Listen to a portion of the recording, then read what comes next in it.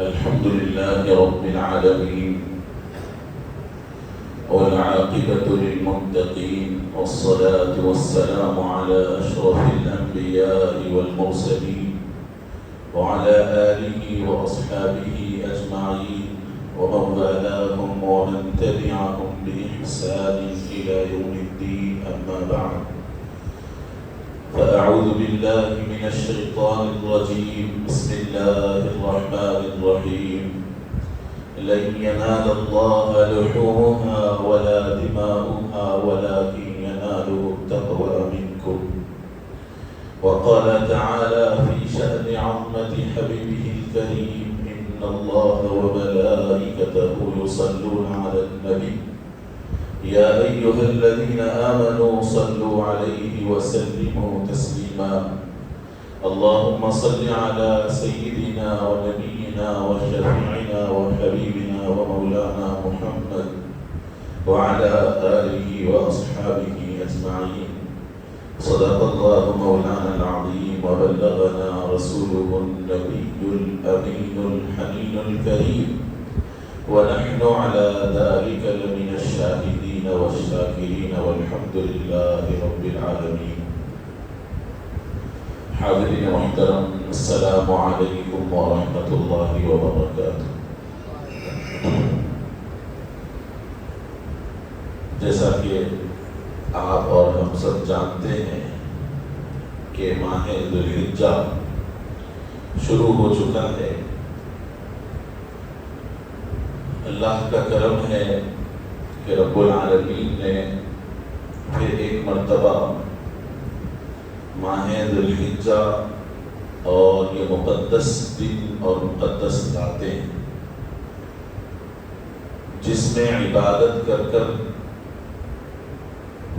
بندہ اپنے رب کے قریب ہو سکتا ہے، اللہ نے پھر ایک مرتبہ ہماری زندگی میں عطا فرمایا ہے. یہ مقدس لمحے، یہ مقدس دن، یہ مقدس راتیں، یہ نصیب ہونا بڑے نصیب کی بات ہے. رب العالمین سے التجا ہے کہ مالک یہ ایام، یہ دنوں کی، یہ راتوں کی قدر کرنے کی توفیق نصیب فرمائے. حاضرین محترم، یہ بڑے اہم دن ہے. اس کی بڑی فضیلتیں آئی ہے. گزشتہ جمعہ بھی چند باتیں آپ کی خدمت میں نے عرض کی تھی. اللہ نے قرآن مجید میں ان 10 دن اور 10 راتوں کی قسم کھائی ہے. والفجر وليال عشر والشفع والوتر. اللہ رب العزت کو کسی بات پہ قسم کھانے کی ضرورت نہیں ہے، لیکن کسی چیز کی اہمیت بتانے کے لیے اللہ قسم کھاتا ہے. ہم بھی آپس میں کبھی کبھی کوئی بات کو بتانے کے لیے قسم کھاتے ہیں تو کس چیز کی قسم کھاتے ہیں؟ حالانکہ کسی مخلوق کی قسم کھانے کی اجازت نہیں ہے، لیکن مثال دینے کے لیے آپ سے کہہ رہا ہوں کہ کبھی کبھی کوئی میٹر پہ کسی معاملے میں ہم ماں کی قسم کھا لیتے ہیں، باپ کی قسم کھا لیتے ہیں، اولاد کی قسم کھاتے ہیں. ارے بھائی کس کی قسم کھاتے؟ معمولی چیزوں کی قسم نہیں کھاتے. ماں بہت زیادہ عزیز ہے، دیکھو میں اپنی ماں کی قسم کھا کے کہہ رہا ہوں. یہ بات سے یہ نہ نکال لے کہ ماں کی قسم کی اجازت ہے. مخلوق میں کسی چیز کی بھی قسم کھانے کی اجازت نہیں ہے، نہ ماں کی، نہ باپ کی، نہ اولاد کی. یہ ایک الگ موضوع ہے، الگ ٹاپک ہے. اس پہ بھی کسی موقع سے آپ کی خدمت میں بیان کر کے کیا جائز ہے ناجائز ہے بدلا ہوگا. آج صرف بتانے کے لیے کہہ رہا ہوں کہ عموماً ہمارا مزاج بنا ہوا ہے کہ کوئی بات کی تصدیق کرنے کے لیے کہ یہ سچی ہے، پروف کرنے کے لیے ہم کیا کرتے ہیں؟ قسمیں کھاتے ہیں. ماں کی قسم کھاتے ہیں، باپ کی کھاتے ہیں، اولاد کی کھاتے ہیں. تو ماں کی اہمیت ہے اسی لیے ان کی قسم کھاتے ہیں، اولاد کی اہمیت ہے اسی لیے قسم کھاتے ہیں، اہمیت بتانے کے لیے. تو ایسے ہی یہاں پر ان 10 دنوں اور 10 راتوں کی اللہ نے قسم کھائی، کیونکہ یہ 10 دن 10 رات بڑے امپورٹنٹ ہے. آگے فرمایا وہ شفع والوتر، شفع اور وتر کہتے ہیں 2 اور 1، یعنی رمضان کے آخری 10 دن اہمیت والے ہیں، اس میں اور اہمیت والی آخرات ہیں 21، 23، 25، 27 اور 30، لیکن اس کے اندر ایسا 10 دنوں کی جب قسم کھائے تو ذی الحجہ کی 1 تاریخ، 3 تاریخ، 5 تاریخ، 7 تاریخ ایسا نہیں ہے، 1 بھی امپورٹنٹ ہے، 2 بھی امپورٹنٹ ہے، 3 بھی، یعنی ایون اور آڈ، یعنی وتر بھی ہو یا جفت بھی ہو، 2 والی ہو یا 1 والی ہو، یہ دونوں بھی اہمیت والے ہیں۔ اللہ نے قرآن میں فرمایا والشفع والوتر، وتر کہتے ہیں، وتر کی نماز پڑھتے ہیں نا، کیا کتنے رکعت ہوتے ہیں اس میں؟ 3 رکعت، تو وتر کیوں کہتے ہیں اس کو؟ جو عدد ہوتے ہیں 1، 3، 5، 7، 9، یہ وتر ہے، اور جو 2 ہے اس کو شفع کہتے ہیں، والشفع والوتر، تو چاہے 2 ہو یا چاہے 1 ہو، یہ دونوں بھی اللہ کی بارگاہ میں 1 سے لے کے 10 تاریخ تک بڑے امپورٹنٹ ہے، پھر 10 سے لے کے 12 تک ان کا الگ معاملہ ہے۔ بہرحال یہ بڑی اہمیت والی چیز ہے، یہ قرآن کی آیت اللہ نے فرمایا۔ اب حدیث شریف میں اس کے بارے میں کیا آیا ہے؟ فرمایا کہ جو شخص 1 ذی الحجہ سے لے کر 9 ذی الحجہ تک روزانہ روزہ رہتا ہے، 1 دن روزہ رہے تو 1 سال روزہ رہنے کا ثواب اللہ اسے عطا فرماتا ہے۔ اس کی رات اگر کوئی جاگ لے تو شب قدر میں جاگنے کا ثواب اللہ عطا فرماتا ہے، اور پھر 8 تاریخ تک یہ کام کر لیا، 9 ذی الحجہ کو کوئی روزہ رہ لیتا ہے تو 9 تاریخ کا ثواب یہ ہے کہ اللہ کے نبی علیہ الصلوۃ ارشاد فرماتے ہیں کہ میں اللہ سے امید رکھتا ہوں اس بات کی کہ پچھلے 1 سال کے گناہ اور اگلے 1 سال کے گناہ اللہ اس کے معاف فرما دے گا جو 9 تاریخ کا روزہ رہتا ہے۔ عزیزان گرامی، یہ باتیں گزشتہ جمعہ بھی میں نے آپ کی خدمت میں آخر میں عرض کیا تھا۔ اب بات یہ ہے کہ بھئی وجہ کیا ہے ان 10 دنوں کی اتنی فضیلت کیوں بیان کی جا رہی ہے؟ آخر کیا ہے ان 10 دنوں کے اندر؟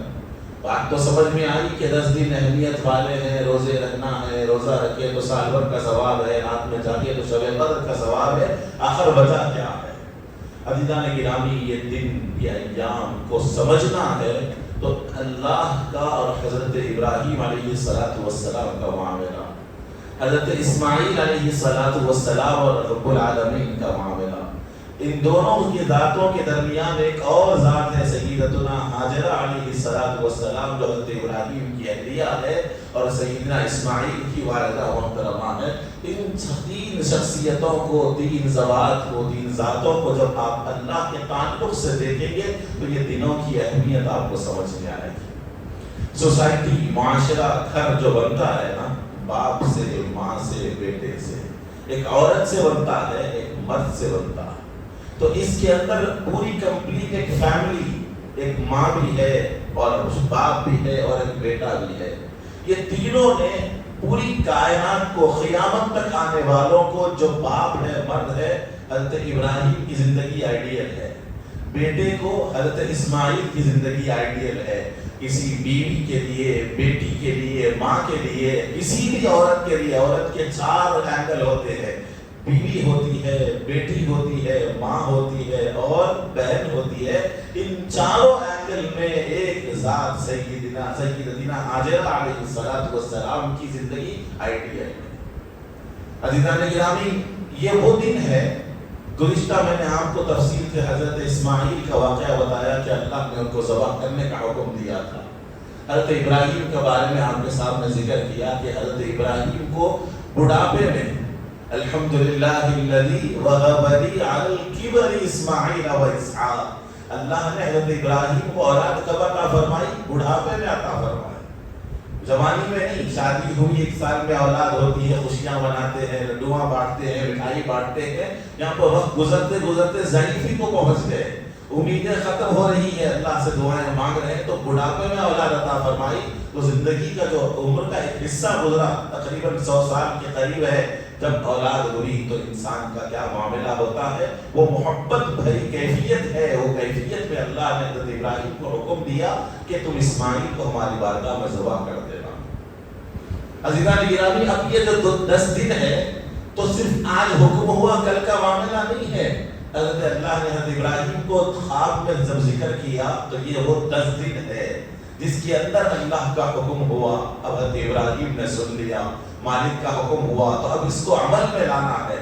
عمل میں نہیں لانا یہ خیال نہیں ہے, خیال یہ ہے کہ اس کو عمل میں لایا کیسا جائے, اس کو امپلیمنٹ کرے کیسا جائے. عزیزان گرامی, اللہ کی محبت اور بندے کی محبت, حضرت ابراہیم کو اللہ نے خلیل اللہ بنایا, دوست بنایا. اور یاد رکھیے یہ پوری کائنات, یہ ساری زندگی کا جو مقصد ہے, اللہ نے اس دنیا کو ایمان والے کے لیے ہمیشہ کے لیے نہیں بنایا, اور کسی کے لیے ہمیشہ کے لیے نہیں بنایا, خاص طور سے اپنی محبت والوں کے لیے, ایمان والوں کے لیے. محبت والے کا مطلب کیا ہے؟ میں نے ابتدا میں کئی مرتبہ اپنے بیان میں یہ بات کہا, مومن مطلب خدا سے محبت کرنے والا, ایمان والا مطلب خدا کو بے پناہ چاہنے والا. ایمان والا کہتے ہی اسی کو ہے جو اپنی جان, اولاد, مال, اپنی ضروریات, اپنی خواہشات, اپنی ضرورت کی ہر چیز کو بغیر چوں چرا کے اللہ کی بارگاہ میں قربان کر دینے والے کو ایمان والا کہتے ہیں.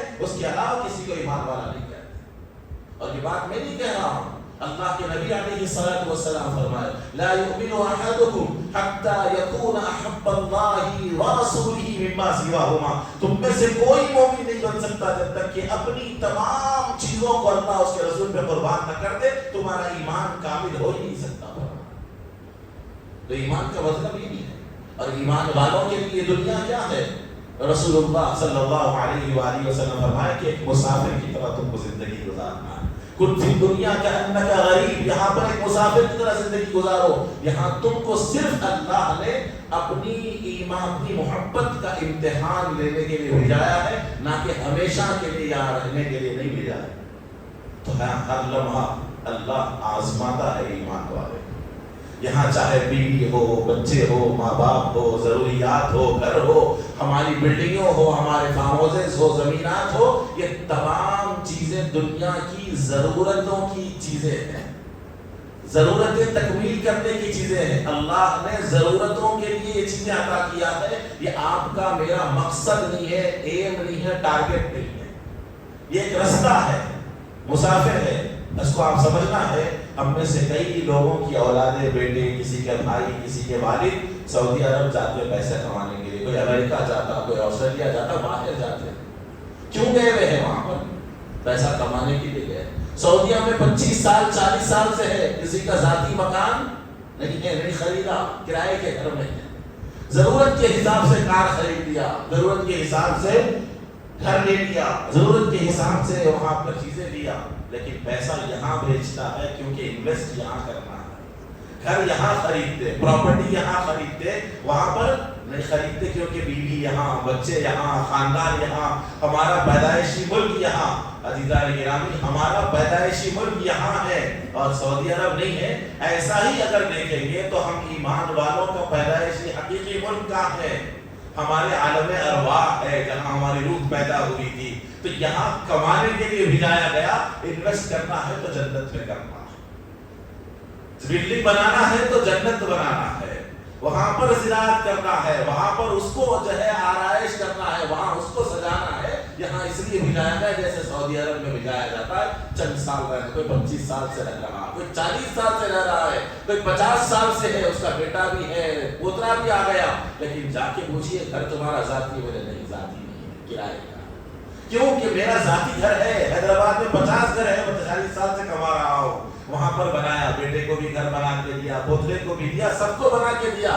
کما یہاں رہا ہوں اور بنا رہا ہوں ہندوستان میں. یہاں کمانے کے لیے آئے ہیں, بنانا ہے تو جنت میں بنانا ہے. ایک گھر بناؤ, 2 گھر بناؤ, کئی جنتیں بناؤ, اور جنتوں کو جس طریقے سے اپنی مرضی سے آرائش کرنا ہے, جیسی بنانا ہے ویسے بنا لے. اس لیے ہم پر اللہ نے دنیا میں بھیجایا. اور نبی فرماتے علیہ الصلوۃ والسلام کہ تم دنیا میں مسافر کی طرح. تو بہرحال عزیزان گرامی, بتانا مقصود یہ ہے, اگر کوئی انسان اس دنیا میں آ کر اپنے رب کو بھول گیا, اپنے اللہ کو بھول گیا, اور یہاں کی چیزوں میں, یہاں کی زندگیوں میں لگا ہوا ہے, تو ایمان اس کے اندر ہے یا نہیں ہے وہ نہیں بولا جا سکتا. ایمان کی علامت ہے کہ اللہ کو یاد کرے، اپنی ہر چیز کو قربان کر دے۔ تو اب یہاں پر سیدنا ابراہیم علیہ السلام کو اللہ نے وہ مقام عطا کیا، تو کیوں عطا کیا؟ اور سارے ایمان والوں سے اللہ یہ چاہتا ہے کہ دیکھو یہ دن ایسے دن ہے جس کا ایک ایک لمحہ تم میرے خلیل کو دیکھو اور میرے ذبیح کو دیکھو، اس کی ماں کو دیکھو اور ابراہیم کی بیوی کو دیکھو۔ ان دنوں کے اندر میری طرف سے ان پہ حکم ہوا، ابراہیم اگر تم مجھے چاہتے ہو نا، تم مجھ سے محبت کرتے ہو نا، تم مجھ سے محبت کا دعویٰ کرتے ہو، تو تم تمہارے بیٹے کو ہماری راہ میں قربان کر کے بتلا دو۔ خواب ہو گیا، اللہ کا حکم ہو گیا۔ اب حضرت ابراہیم علیہ السلام کی ایک ایک رات گزر رہی ہے، کس لیے گزر رہی ہے، کس فکر میں گزر رہی ہے کہ رب العالمین نے مجھ سے اپنی اور میری محبت کے درمیان میرے بیٹے کی قربانی مانگی ہے۔ اب یہ قربانی میں اللہ کے لیے کیسے کروں، کس انداز سے اس کی تیاری کروں، کیسے اس کو قربان کروں، کیسے میری بیوی سے بات کروں، کیسے بیٹے کے سامنے بتاؤ، یہ تیاری چل رہی ہے، یہ فکر ہو رہی ہے۔ ایک ذی الحجہ ہے، یہ 10 دن چل رہے ہیں، ان دنوں کے اندر اللہ اور محبت، اللہ اور بندے کی محبت کے دن ہے۔ تو اللہ نے فرمایا کہ لوگوں یہ وہ دن گزرے ہیں، قیامت تک ایسے دن دنیا میں نہیں گزر سکتے۔ ابراہیم کی فکر میں ہر لمحہ، اگر آپ میں سے کسی کو آج اعلان ہو جائے، ہم میں سے کسی کو آج اعلان ہو جائے کہ اللہ کی طرف سے حکم آیا ہے تم اپنی اپنی ایک انگلی کا ایک حصہ کاٹ کے اللہ کے لیے قربان کر دو، تو کون ہے جو کھڑے ہو کر ایک انگلی کاٹ کے اللہ کے لیے دے دے؟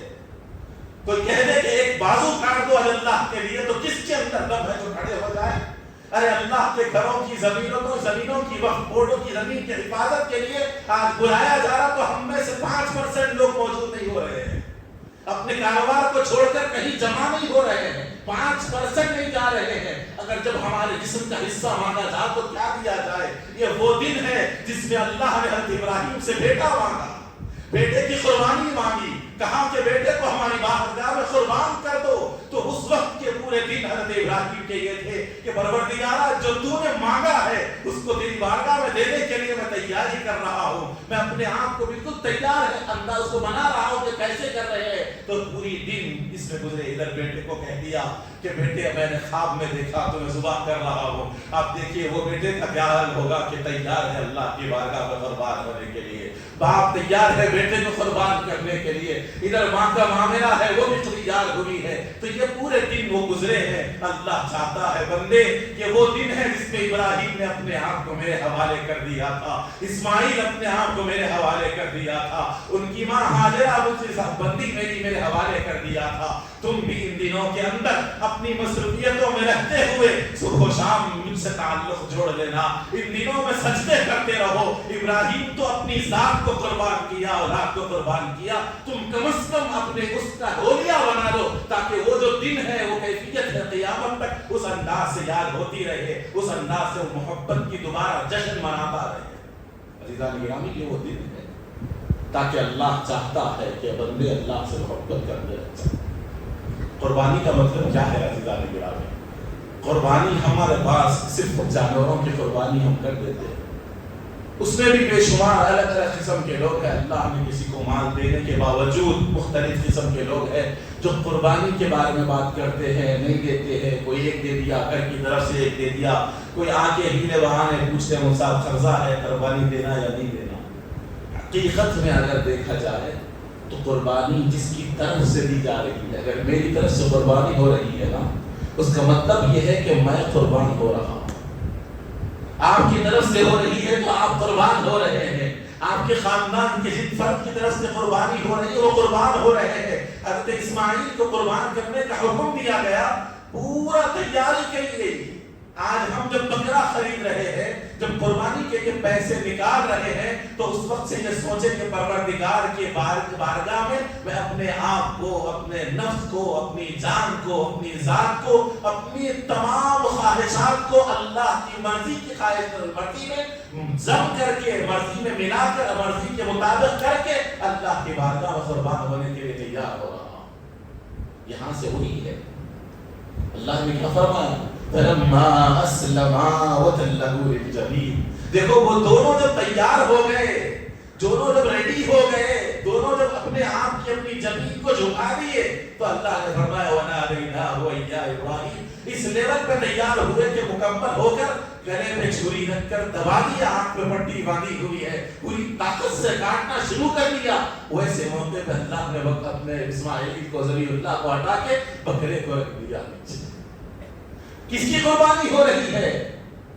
حضرت ابراہیم اپنے بیٹے کی قربانی کر رہے ہیں، ان کو پتہ ہی نہیں ہے، تو فرمایا تم بھی اپنے آپ کو اللہ کے حوالے کر دو، اپنی تمام خواہشات و مرضیات کو اللہ کے حوالے کر کر کہہ دو کہ مالک تو آج یہ مانگا ہے، قربانی بکرا دینے کے لیے ہم مانگ رہے ہیں، کل کے دن اگر تو ہماری جان مانگتا ہے یا اولاد مانگتا ہے یا ہماری کوئی چیز مانگتا ہے، تو جیسے سیدنا ابراہیم تیار ہو گئے تھے، جیسے سیدنا اسماعیل تیار ہو گئے تھے، حضرت حاجرہ تیار ہو کے بتلا دی۔ حضرت حاجرہ قیامت تک آنے والی عورتوں کو، بیویوں کو، بیٹیوں کو، ماؤں کو اعلان کر کے بتلا دیا، دیکھو جب کوئی اللہ کا بندہ جس کو اللہ نے دین کے لیے چن لیا ہے، تم میں سے کسی کے شوہر کو اللہ دین کے لیے چنتا ہے یا کوئی دین کی بات کرتا ہے یا اللہ کے لیے کسی چیز کو دینے کی بات کرتا ہے، تو کسی عورت کو بیچ میں آ کے رکانے کی اجازت نہیں ہے۔ حضرت حاجرہ کو لا کے وہاں چھوڑا جا رہا ہے، ایسے وقت میں ابھی ڈیلیوری ہوئی ہے،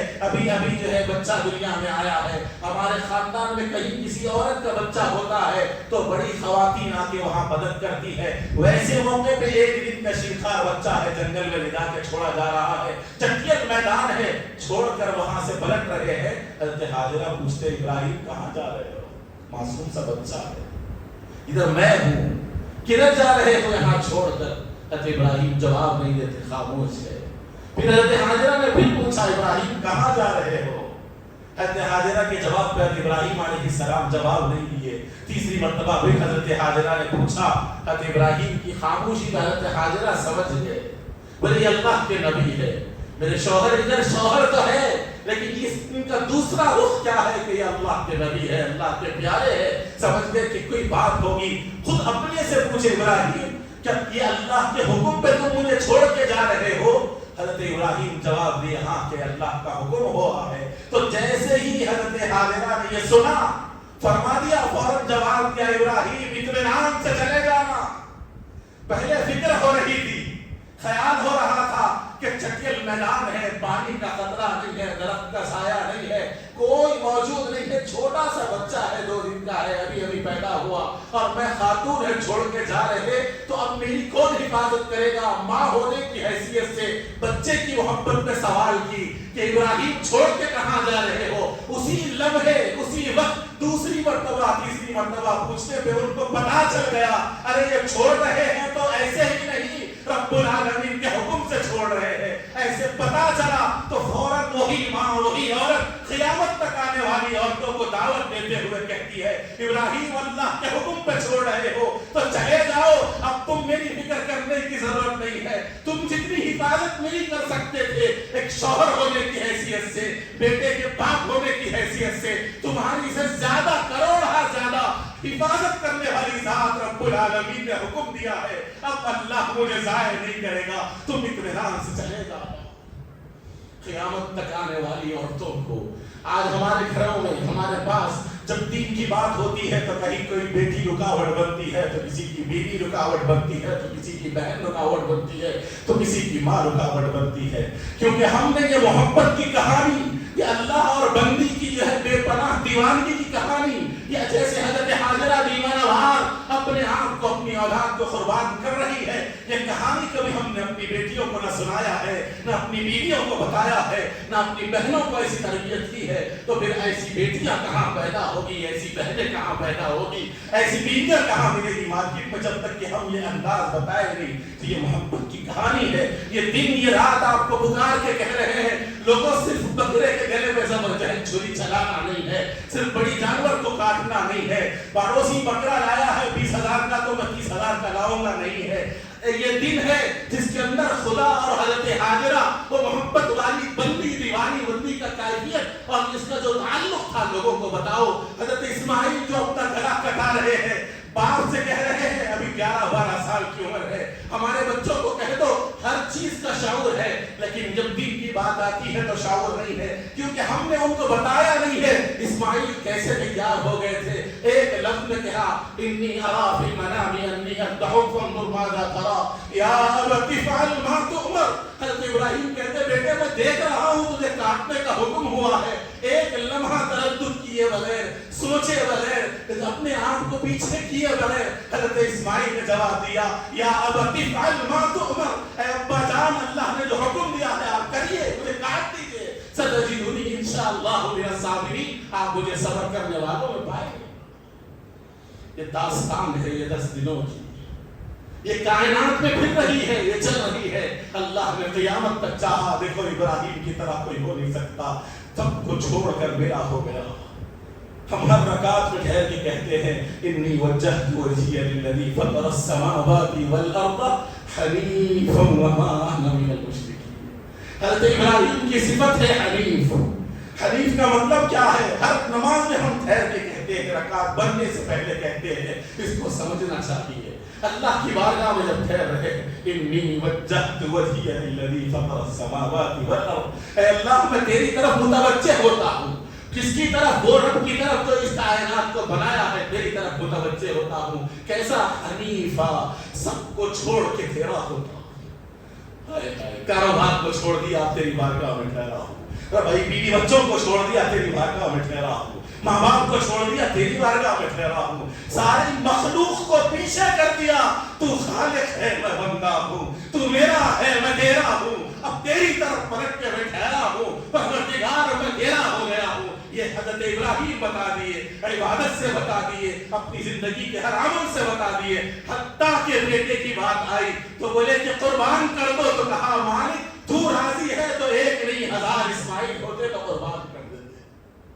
اور یہ بات کہے حضرت حاجرہ نے بھی کہا, حضرت ابراہیم نے بھی کہا, حضرت اسماعیل نے بھی کہا. جو حجاج کرام شیطان کو کنجریاں مارنے جاتے ہیں نا, بڑا شیطان, منجلا شیطان, چھوٹا شیطان, 3 شیطانیں بنے ہوئے, 3 بڑے بڑے ہیں.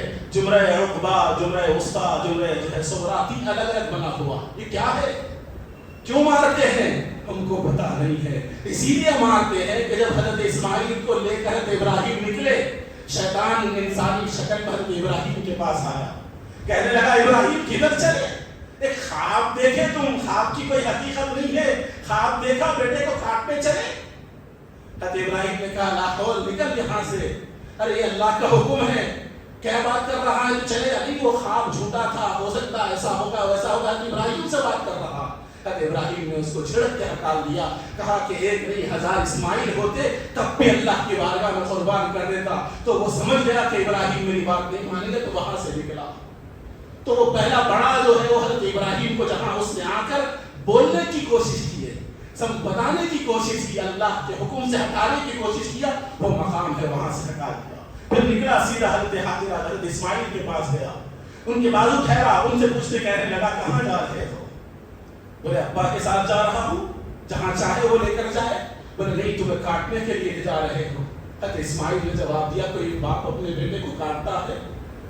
وہ بچپن میں وہ مقام تھا وہاں کی, کہا کوئی باپ اپنے بیٹے کو کاٹتا ہے؟ اس نے کہا نہیں, اللہ کا حکم ہے, وہ سمجھ رہے ہیں کہ اللہ کا حکم ہے اس لیے کاٹ رہے ہیں. تو حضرت اسماعیل جواب دیتے ہیں, فوراً کہا اگر اللہ کا حکم ہے تو 1 نہیں 1000 اسماعیل ہوتے تو قربان ہو جاتا, چل نکل یہاں سے. پھر نکلا, حضرت حاجرہ کے پاس گیا, پوچھنے لگا تمہارے جو ہے شوہر ابراہیم کہاں جا رہے ہیں اسماعیل کو لے کر؟ حضرت حاجرہ نے کہا کہ باپ ہے جہاں چاہے لے جائے. یہی جواب دیا ماں نے بھی, حضرت حاجرہ نے بھی. تو پھر اس نے کہا نہیں, ابراہیم سمجھتے ہیں کہ ان کو اللہ کا حکم ہوا ہے, اسی لیے اسماعیل کو قربان کرنے کے لیے جا رہے ہیں. حضرت حاجرہ نے یہی جواب دیا اگر 1 نہیں 1000 بیٹے ہوتے میرے اسماعیل کی طرح تو میں ان کو بھی قربان کر دیتی. وہاں سے نکلا, چلاتا ہوا گیا.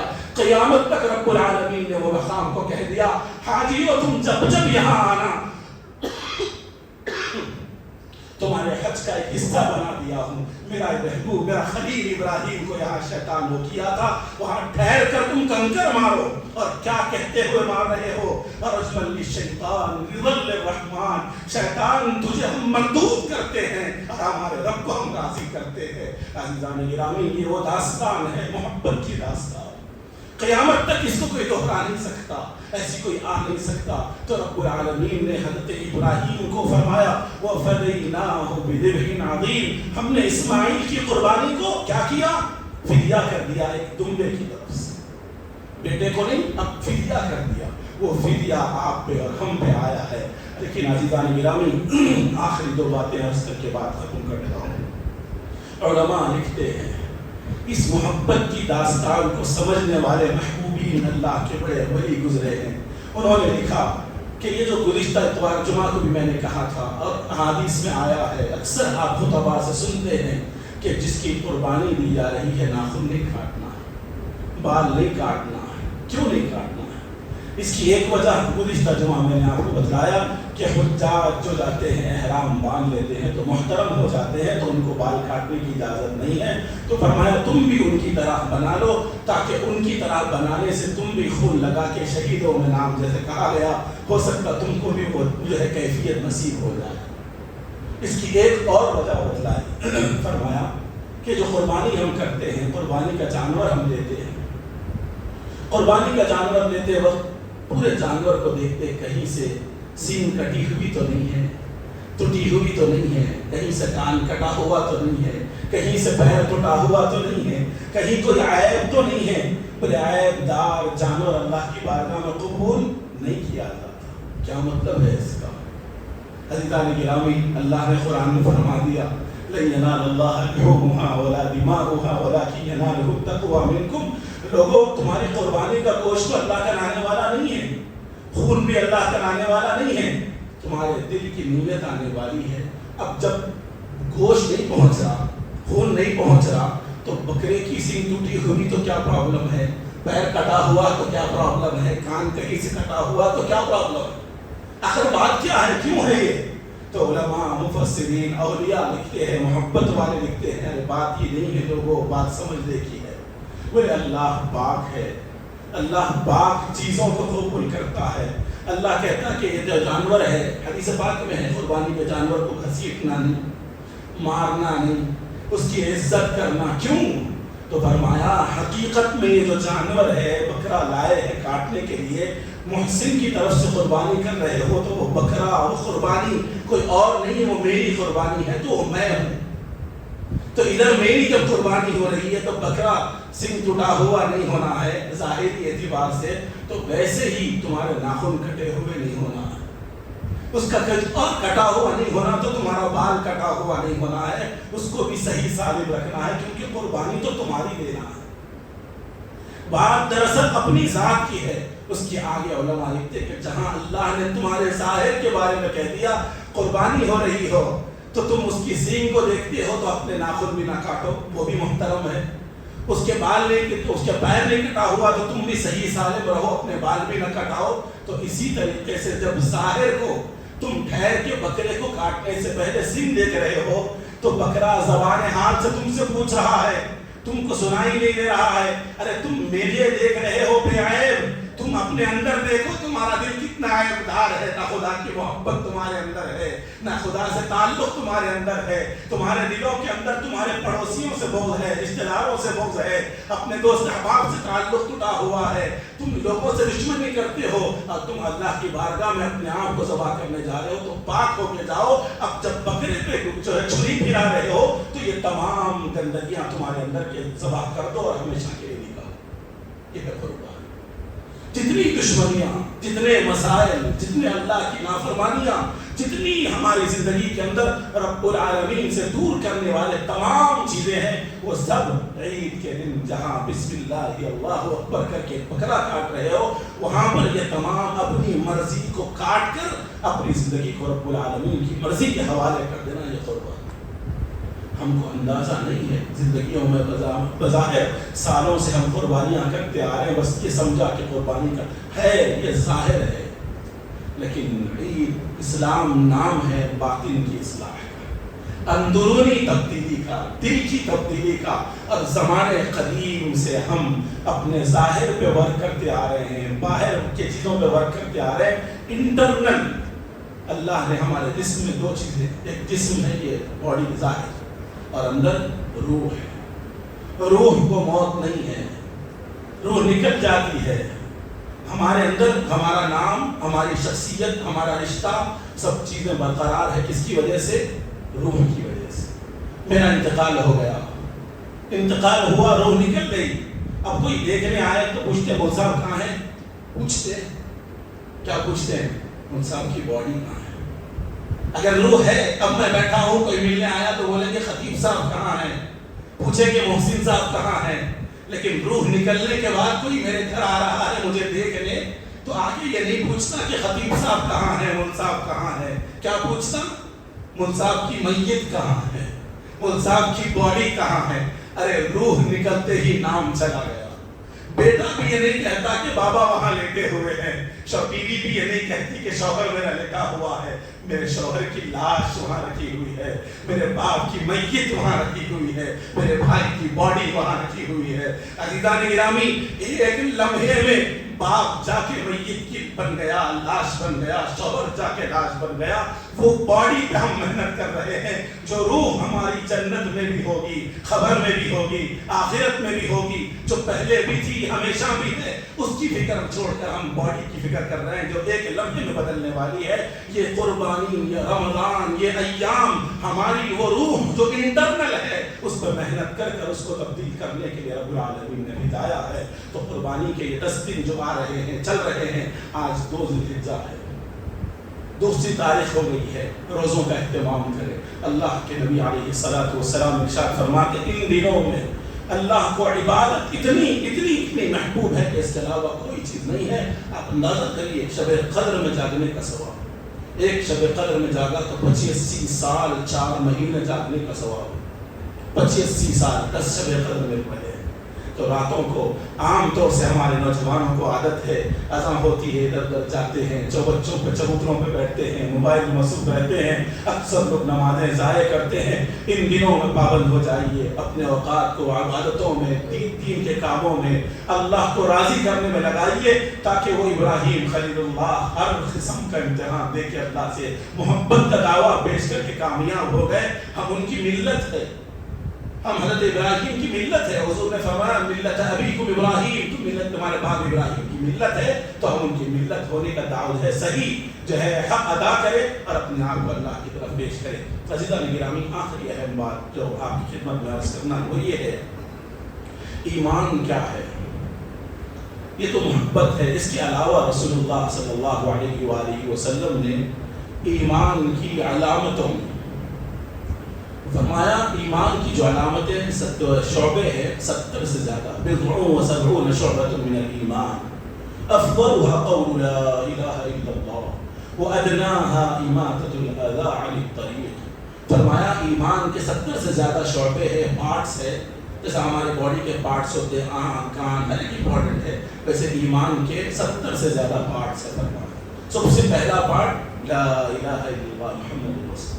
سب سے ادنا آخری ایمان کا جو پارٹ ہے، راستے سے تکلیف دہ چیز کو ہٹا دینا، یہ ایمان کی علامت ہے.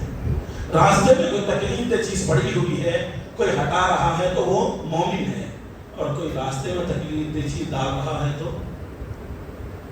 بولیے ہٹا رہا تو ایمان والا ہے، ڈالنے والا ایمان والا نہیں ہے. میں نہیں بول رہا ہوں، رسول اللہ نے فرمایا راستے میں تکلیف دہ چیز ہٹانا ایمان کی علامت ہے. میں کیا کہنا چاہتا ہوں اس سے پہلے ایک واقعہ سنا دیتا ہوں. حضرت عمر رضی اللہ عنہ کی دور خلافت ہے. ایک یہودی راستے سے گزر رہا ہے، اپنے بیٹے کو ساتھ لے کے جا رہا ہے. جاتے جاتے کیا دیکھتا ہے کہ ایک کانٹی دار درخت کا حصہ ہے، ڈالی ہے، کانٹی والا راستے میں پڑا ہوا ہے. وہ یہودی وہاں ٹھہر گیا، اپنے بیٹے کا ہاتھ پکڑ کے کہتا کہ دیکھو بیٹی، یہ راستے سے صبح سے آج تک کوئی ایمان والا نہیں گزرا. کون کہہ رہا ہے؟ وہ یہودی جو آج فلسطین میں مار رہا ہے، وہ یہودی جو آج ہم کو مارنے پہ تلا ہوا ہے، وہ یہودی مدینے میں ٹھہر کے کہہ رہا ہے اس راستے سے کوئی ایمان والا نہیں گزرا. بیٹا پوچھتا ابا جان آپ بھی صبح سے میرے ساتھ گھر میں ہیں، آپ کو کیسے معلوم کہ یہاں سے کوئی ایمان والا نہیں گزرا؟ سی سی ٹی وی کا تو دور نہیں ہے کہ فوٹوز نکال کے دیکھ لے، کیسے معلوم؟ تو وہ یہودی کہتا ہے کوئی ایمان والا یہاں سے گزرتا تو یہ کانٹی دار درخت ہٹا دیتا، کیونکہ ایمان والے کی علامت ہے جہاں سے گزرتا راستے صاف کرتے ہوئے جاتا، جہاں سے جاتا لوگوں کو راحت پہنچاتے ہوئے جاتا. اس کے راستے میں کانٹی نہیں ہوتی، یہاں سے کوئی نہیں گزرا اس لیے کانٹا پڑا ہوا ہے. صحابہ نے وہ مثال پیش کی، تھا تو یہودی، کلمہ پڑھنا نہیں، ایمان نہیں لایا، لیکن زبان مجبور تھی ایمان والے کی تعریف کرنے پہ، زبان مجبور تھی ایمان والے کے متعلق یہ بات کہنے پہ۔ ایمان والا جہاں ہوتا ہے وہاں امن ہوتا ہے، جہاں سے گزرتا ہے تکلیفیں ختم ہو جاتی ہے۔ یہودی کہہ رہا تھا، لیکن آج ہمارا مسلمان بھی کہتا ہے، جو محلے سے گزرے اگر کچرے والا محلہ دکھا تو مسلمان پلٹ کے دیکھتا ہے، دیکھو یہ صاف ہے، یہ غیروں کی بستی ہے، یہ خراب ہے تو ایمان والوں کی بستی ہے۔ یہ ہم خود کہہ رہے ہیں۔ ہم نے اپنے آپ کو مقام پہ لے کر گیا کہ وہ دور تھا دشمن بھی تعریف کرتا تھا، اور آج ہم اتنے بگڑ گئے۔ اب آپ کہیں گے کہ آج کی عنوان سے یہ صفائی کا کیا تعلق ہے؟ عزیزان گرامی، ہم جس کنٹری میں رہتے ہیں یہاں ہمارے دوسرے وطنی غیر مسلم بھائی ہمارے پاس ہے، ایمان والے ہم ہیں تو یہودی بھی ہے، نصرانی بھی ہے، ہندو بھی ہے، ہمارے محلوں میں ہمارے شہر میں ہر جگہ ہے۔ آپ کی قربانی سے ان کو تکلیف نہیں ہونی چاہیے۔ آپ بکرا کاٹے، بوٹی لے جا کے کنڈی میں پھینک دیا، گائے کاٹے دوسرے دن کنڈیوں میں پڑے ہوئے ہیں۔ عزیزان گرامی، آپ عید کر کر سارے محلے کو سارے شہر کو متاثر کریں گے، خراب کریں گے تو یہ آپ کی قربانی کی قبولیت میں رکاوٹ بنے، کیونکہ ایمان کی علامت ہے راستے سے تکلیف دہ چیز ہٹانا۔ آپ اپنی قربانی کر رہے ہو تو اس کے ہڈیوں کو، اس کے نکلے ہوئے چیزوں کو آپ لے جا کر ایک بڑی ڈسٹ بن کی جو پیکٹ آتی ہے خریدیے۔ ہم اپنے دعوتوں میں یا کہیں فارم ہاؤس کو جاتے ہیں، اپنے گھر میں دعوت ہوتی ہے تو بڑی پیکٹ لا کے ہر چیز اس میں ڈال کے بن کے لے جا کے پھینکتے ہیں۔ آپ بھی تمام چیزوں کو اس میں ڈالیے، بنیے، اہتمام کیجیے، اس سے کراہت مت کیجیے۔ وہ تمام قربانی کی چیزیں ہیں، نو ڈاؤٹ خراب ہے، لیکن آپ کی قربانی، آپ کے ہر عمل پر اللہ ثواب دینے والا ہے۔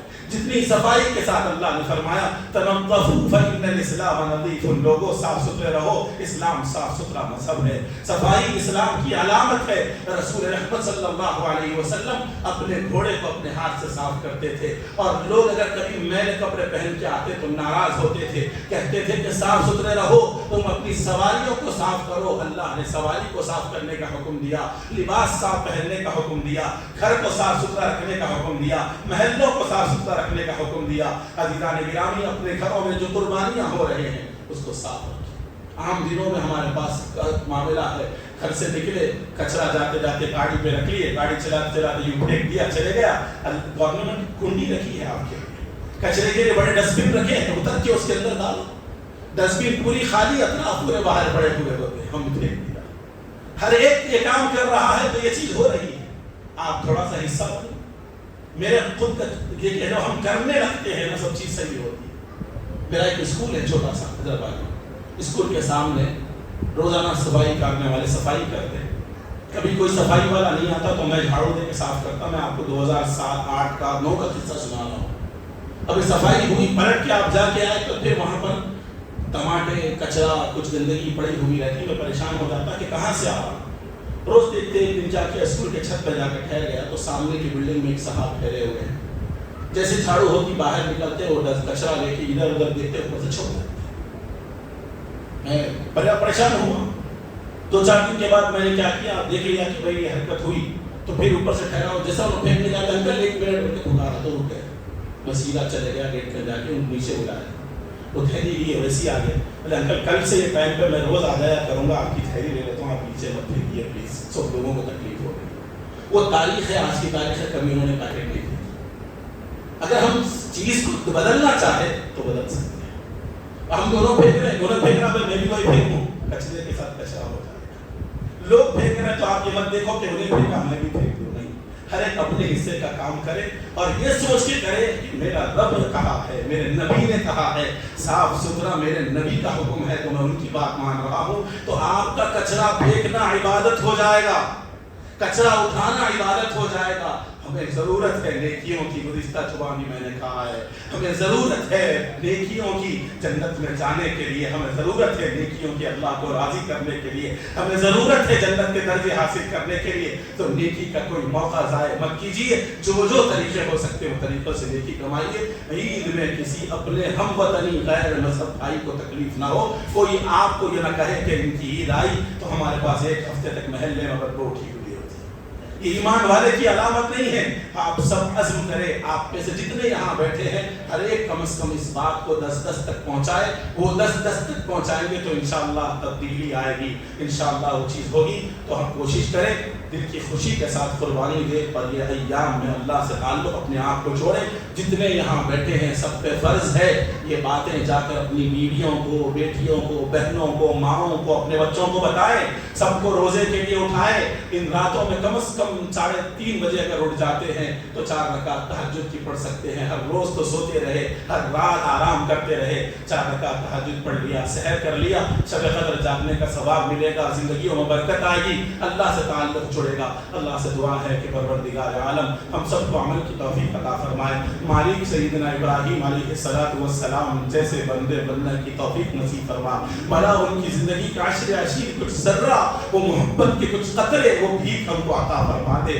ہمیں, ہماری اولادوں کو, ہمارے گھر والوں کو, ہماری عورتوں کو, ہمارے بچوں کو, ہماری آنے والی نسلوں کو پروردگار تیرے حبیب خلیل کی جو محبت تھی, تیرے ذبیح کی جو محبت تھی, وہ بندی سیدنا حاجرہ تجھ سے جیسا چاہتی تھی مولا, اس کی بارش کی کچھ قطرے ہمارے دلوں پہ بھی ڈال دے. یہ ایام ہمارے بدلنے والے ہو جائے, ہماری قسمتیں بدلنے والے, ہمارے دل بدلنے والے ہو جائے. پروردگار ہمارے دلوں کو بدل دے. صلی اللہ علی سیدنا و مولانا محمد وعلی آلہ و صحبہ اجمعین. الحمد للہ رب العالمین.